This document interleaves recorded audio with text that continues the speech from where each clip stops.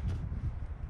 Homman nimi tänään on vähän eräsapuskaa, eli kokeillaan tämmöistä ihan omasta päästä keksittyä reseptiä. Tehdään tämmönen kermanen hirvenlihasipulikeitto täällä Luonnonhelmassa. Tuli niin hieno aurinkoinen puolipilvinen sää tähän lauantai-iltapäivään, niin tämmönen myöhäinen lounas vielä täällä mettässä.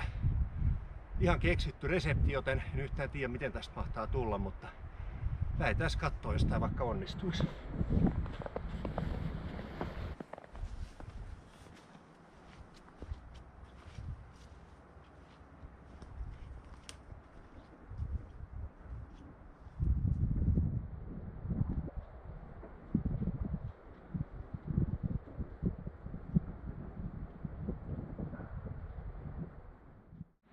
Siellä se on meri. Ajattelin, että mä olisin tullut tänne näköalapaikalle, mutta täällä onkin pikkasen rapakka tuuli, että täytyy ehkä vähän katsoa joku suojasampi nurkka tosta, missä lähtis kokkailemaan.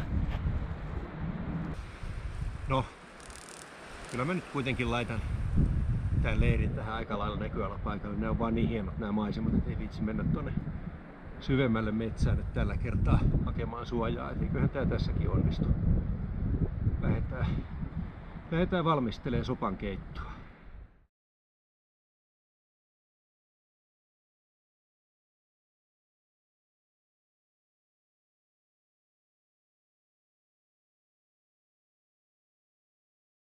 Eli resepti on tällä kertaa perin simppeli. Tavoitteena on, että tää olisi sekä yksinkertainen että herkullinen sapuska, mutta katsotaan saadaanko molemmat tai jompikumpi näistä toteutumaan. Eli olen etukäteen paistanut jo tätä hirvenlihaa, ihan hirven käristystä tuolta pakastealta, ja vähän maustanut sitä suolalla ja pippurilla. Ja pilkoin myöskin sipulit ja valkosipulit jo valmiiksi kotona, eli siinä mielessä niin säästin nyt iteltäni aikaa ja vaivaa täällä metsässä. Ja sitten vaan pippurimaustettu ruokakermapurkki. Niin näistä nyt pitäisi yrittää saada soppaa aikaiseksi. Katsotaan.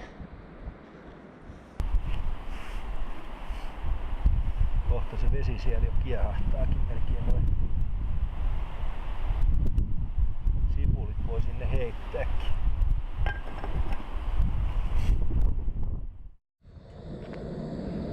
Joo, sen verran toi vesi jo tuossa rupeaa poreilemaan, että mäpä nakkaan seuraavaksi noin sipulit tonne jo kyytiin.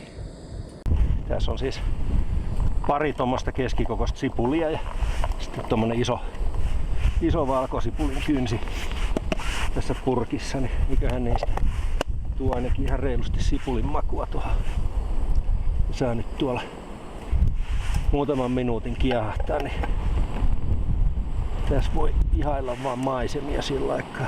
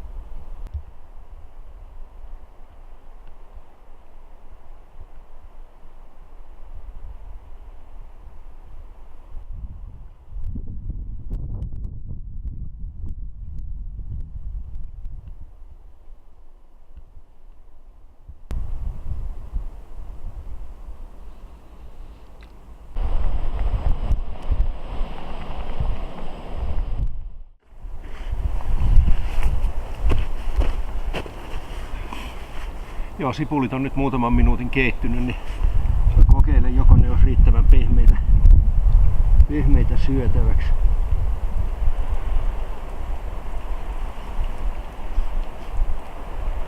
Joo, nämä on pehmennyt ja on tämmöistä makeeta, tonne voi laittaa loput aineet nyt.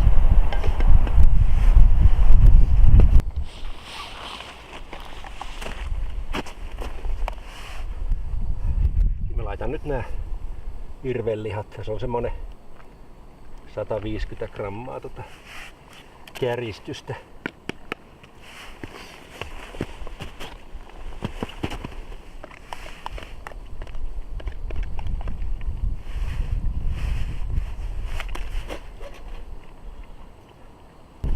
Kermaperää.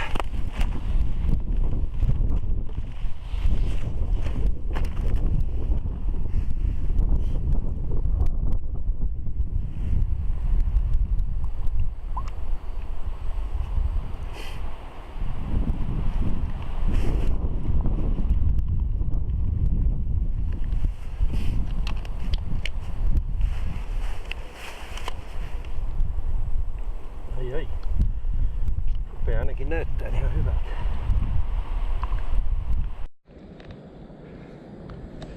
Joo, tää alkaa näyttää perin pätevältä soossilta. Ai. Näähän on kypsiä nyt, että näitä ei tarvitse, kun ne tuossa lämpenee ja pikkasen porahtaa, niin se on siinä.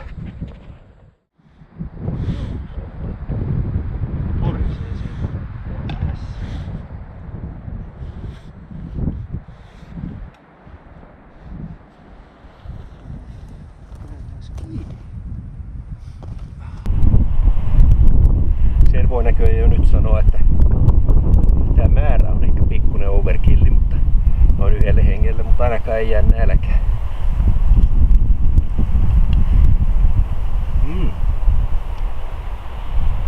Kuumaa on, mutta on muuten makua.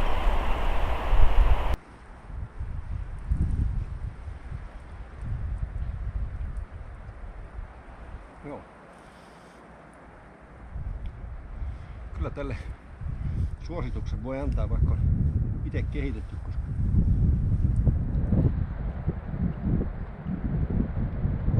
simppelit ainekset ei tarvitse 2-3 ainesosaa. Tää on ruokasa ja todella maukas. Jos jotakuta kiinnostaa, niin mä laitan tuohon videon alle noin tarkimmat ainesosat, mutta ei tää nyt mitään rakettitiedettä ole ihan omasta hatustakaan tempasta.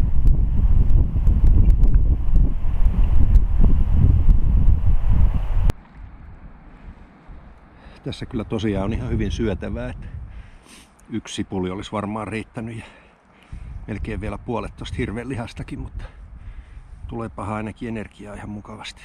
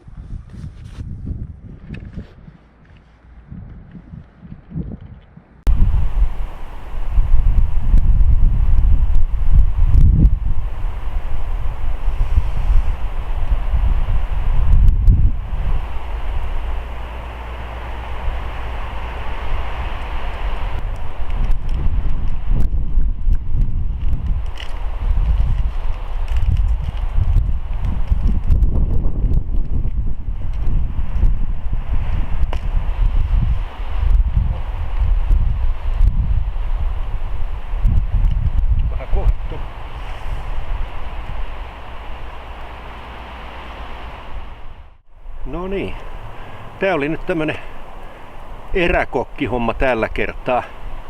Soppa onnistui itse asiassa oikein hyvin, vaikka itse sanonkin, sitä oli vaan aivan liikaa yhdelle ihmiselle. Se olisi ollut 2 tai melkein jopa 3, jos ei kova nälkä ole. Niin syödä tuota keittoa, mutta viedään se kotiin ja kyllähän se siellä jollekulle mee.